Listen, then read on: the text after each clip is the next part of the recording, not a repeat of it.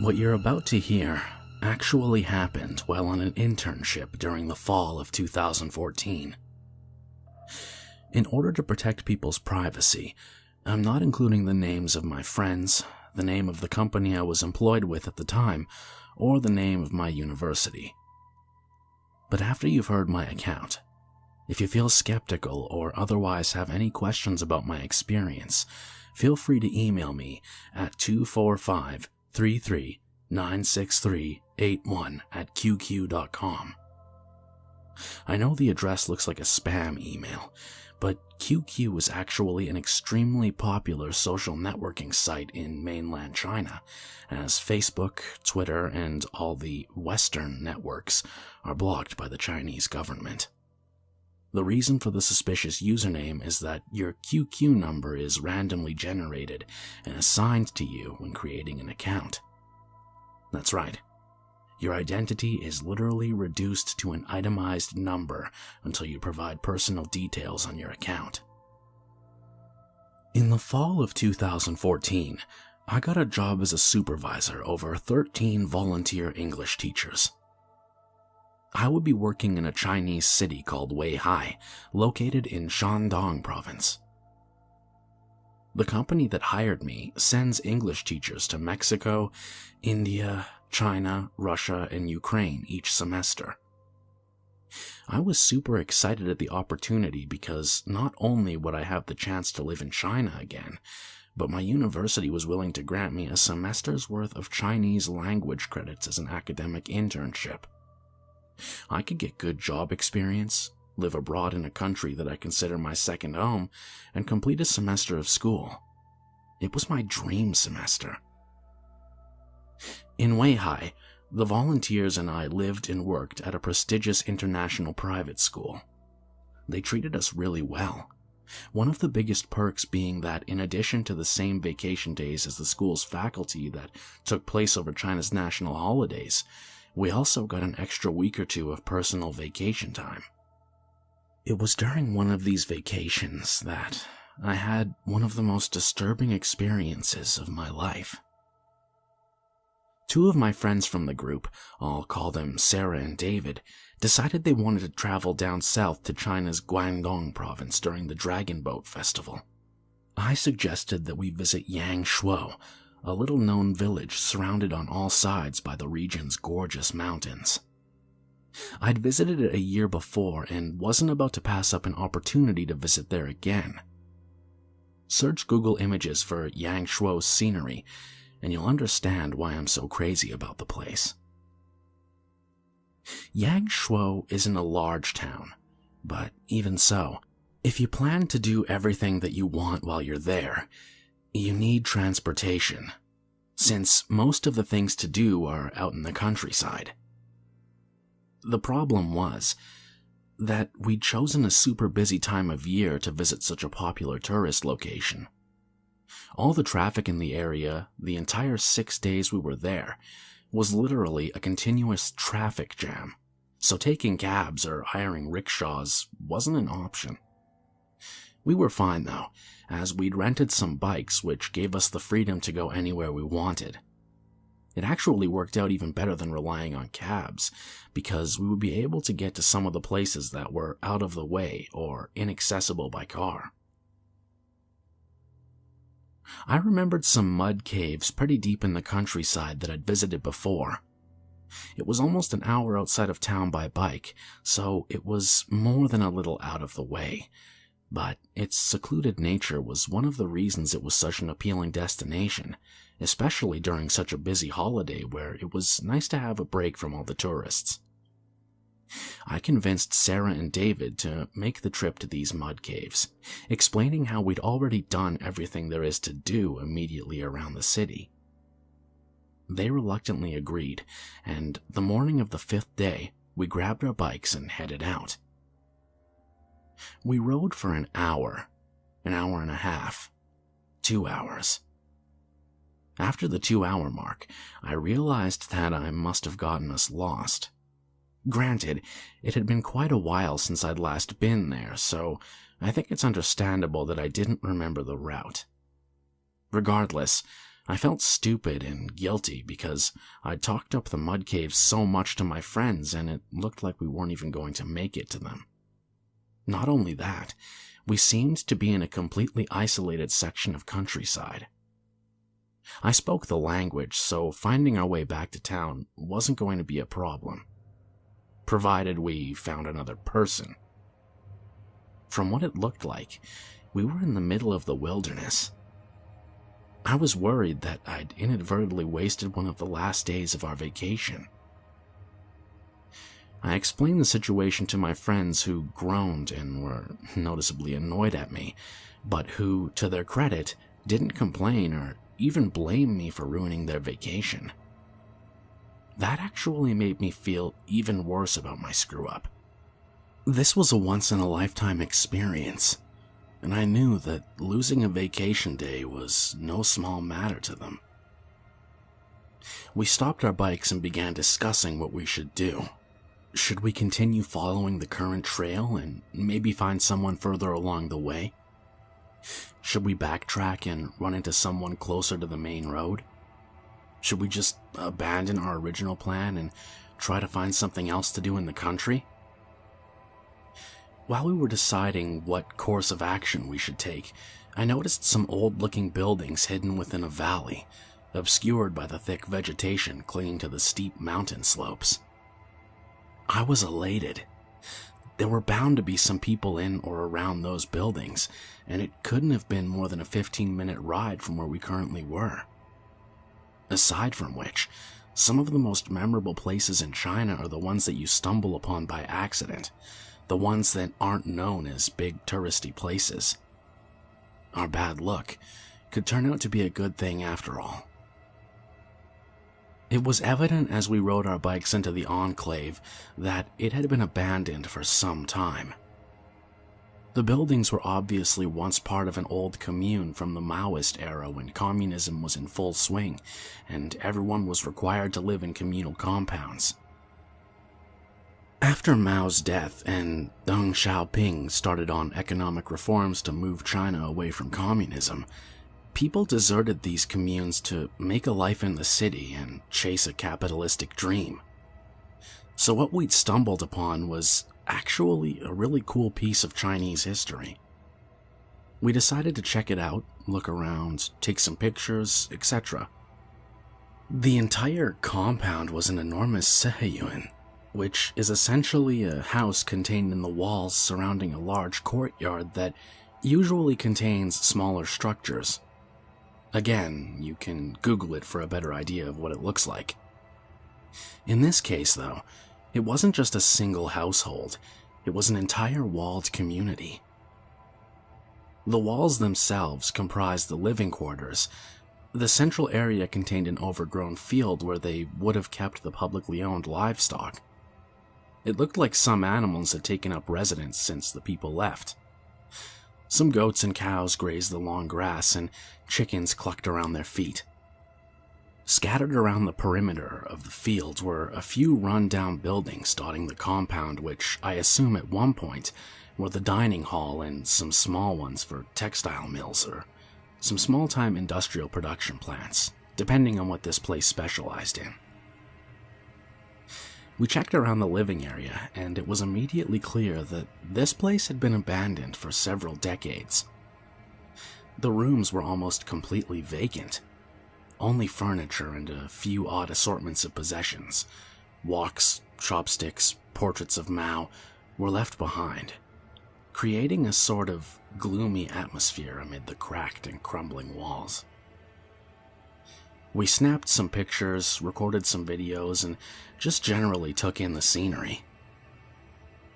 We were getting ready to leave when I heard a voice coming from the far end of the commune. Was somebody still living here? It was possible. We'd seen some animals left in the central area after all. I'd assumed they were wild, but it made sense that somebody was still raising them. In fact, it probably made more sense because it didn't seem very likely that stray animals would find their way inside a gated community like this. We approached the apartment where the voice was coming from. The front door was slightly ajar and the rich smell of incense wafted out. The voice continued droning on, almost like a chant. David spoke up. "You think this guy knows the way back to Yangshuo? You should ask for directions." I thought maybe the person inside was performing some kind of religious ceremony, so I was reluctant to interrupt him, and I said as much. "We don't know how long they're going to take in there. Do you seriously just want to wait outside their door for a couple hours like a bunch of creepers? Just knock on the door, and if what they're doing is really important, then they'll ask us to wait and give us directions when they're done." I was a little bit annoyed by that, because David had a tendency to use our celebrity status as white people to expect special treatment from the Chinese nationals. I preferred to try to blend in with the culture as much as I could, and I have a strong respect for local customs, particularly religious ones. But he also had a point. Chinese people are naturally hospitable and eager to help others. If this person was a devout Buddhist or Taoist, then their willingness to help us would be even greater, and they would most likely drop whatever they were doing the second they saw us. So I rapped lightly on the door. There was no response. I knocked a bit louder, and the person continued mumbling to themselves. I opened the door slightly and called out to them to alert them of our presence. "Wei? Ni hao." The chanting stopped for a moment, almost imperceptibly, but then continued as though nothing had happened. I pushed the door open all the way and saw an elderly, hunchbacked man wandering around the room, shaking a wooden tool as he hobbled about, mumbling his incantation. He was certainly a communist-era comrade. His hunched posture and wrinkled yet calloused skin told of years of hard work. He was practically doubled over at the waist and only had a few wispy white hairs on the top of his head. His clothes were the classical communist fare: dark gray pants with a matching button-up shirt that reached his Adam's apple, along with a squared-off cap. He must have taken great care of his clothing because they were in surprisingly good shape, considering they were from around the 1950s. It's not like anyone could find a replacement for era-specific clothing 60 years after the fact. Even more surprising than his physical appearance, however, was the state of his apartment.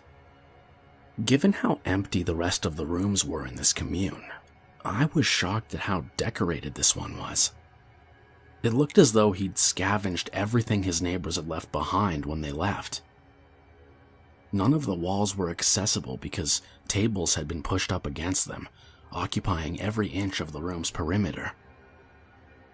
The tabletops were completely covered by candles, statues of miniature Buddhas in various poses, wilted flowers, beaded bracelets, and necklaces. The shoes of infants, calligraphy drawn carefully on rice paper, and what looked like the personal effects of loved ones who had either passed away or abandoned him. There looked to be thousands of other items that I couldn't even begin to identify. I approached him and began to speak, asking if he was familiar with Yangshuo and if he would be able to help us find our way back to the main road. In response, he only muttered a short phrase. "Wo shou sigaran." Wo shou sigaran? I'm short 4 people? Was this person expecting company? "Excuse me?" I asked in Mandarin. "Wo shou sigaran," he repeated again, urgently. He glanced at me, and then his eyes darted to Sarah and David. He looked between the 3 of us, repeating this phrase over and over. I felt bad. This poor man must have been senile. Maybe his friends or family had left the commune and promised to come back, and he was still awaiting their return. Or maybe he was just pretty far gone, and honestly believed he was preparing to receive 4 guests who hadn't yet arrived. I tried communicating with him a few more times, but he simply continued mumbling this cryptic phrase, shaking the wooden object in his hand. I took a closer look and realized I'd seen the object he was holding before. It was a religious instrument used for venerating statues of Buddha. Similar to how Catholics believe that partaking of the Eucharist purifies members of their sins, Buddhists use tools like the one this man was shaking to sprinkle statues of Buddha with water, symbolically cleansing themselves. They were shaped like Spanish maracas and were riddled with tiny holes that would allow for several drops of water to escape each hole with each shake. Sometimes people would infuse the water with lavender or other herbs to invoke a pleasant smell. I don't know what this man had mixed in with the water, but it was a pretty putrid stench. I ignored it and turned back to Sarah and David. "What's he saying?" Sarah asked. "He just keeps saying, 'I'm missing 4 people,' I replied. "What does that mean?" "Honestly, I have no clue, but I have a feeling he's not going to be able to help us. Should we just try to head back to the main road and hopefully we'll run into someone there who can give us directions?" "What the hell?" David yelled. Sarah and I spun to look at him. "That old guy just soaked me," he complained, motioning to a wet spot on his shirt. I rolled my eyes. "Give him a break," I said. "He obviously doesn't know what he's doing." As I said this, the elderly man continued to shuffle around the room, sprinkling water on the statues of Buddha and the other artifacts laid out on the tables, all the while muttering, "Wo sho sigaran, wo sho sigaran." "I'm fine with just going, but you should at least ask him if he has any water. My bottle's completely empty," Sarah said. It was a good idea to get a refill before we left. Yangshuo is ridiculously humid and hot all year round, so even though it was already late October, it felt like mid-July in Florida. We were so sweaty that we could easily get dehydrated just by standing around, even without riding the bikes. "Yeah, that's a good idea," I responded. I was about to turn to the man for one last attempt at communication, to hopefully find out where we could get some water.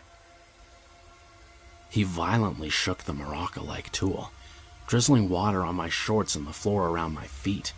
Some even splashed up on the pant leg of my shorts. "Wo sho sigaran," he muttered again. But this time, it caused a chill to run through me. Something didn't feel right. I couldn't put my finger on it, but something was wrong. "Wo sho sigaran." I took a step towards the man and felt my foot slide slightly as it touched the floor. I looked down and saw the unnatural layer of gray dust that had collected on the floor. How could there be so much dust on the floor if someone lived here? "Wo sho sigaran."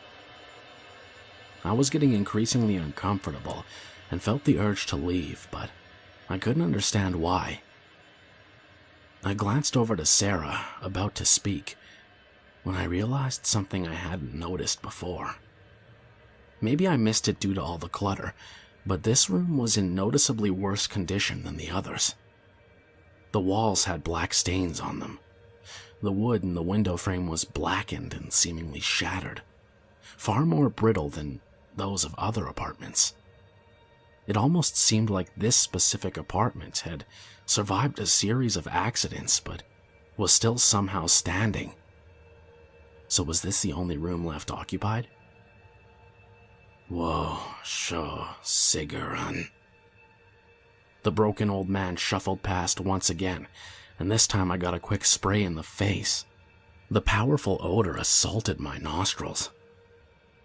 The smell of the scented water was off. It was too potent, too abrasive.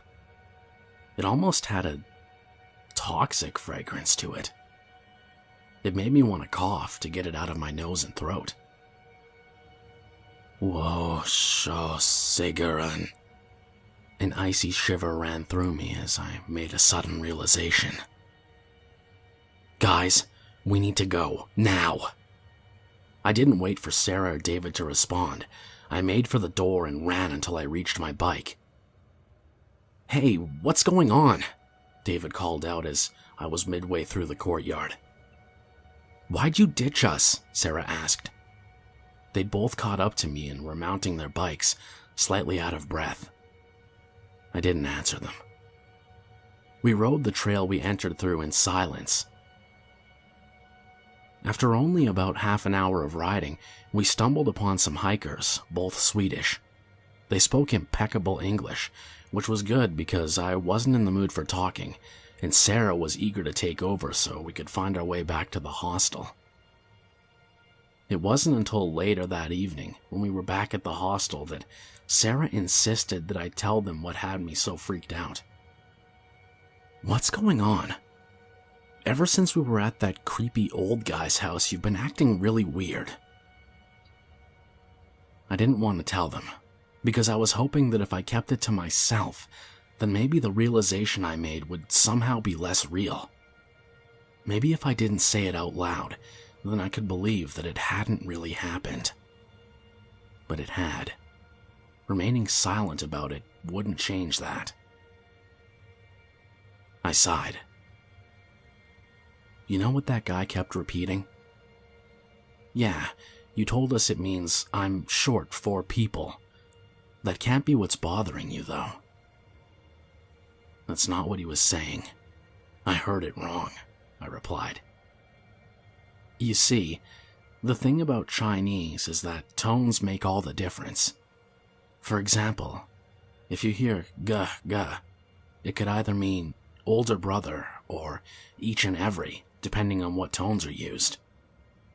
What I thought was, I'm missing 4 people. Wasn't that at all.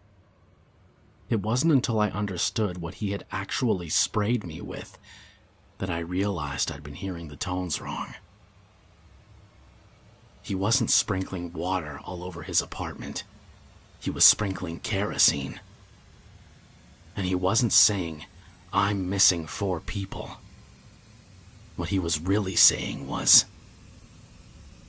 I burned everyone.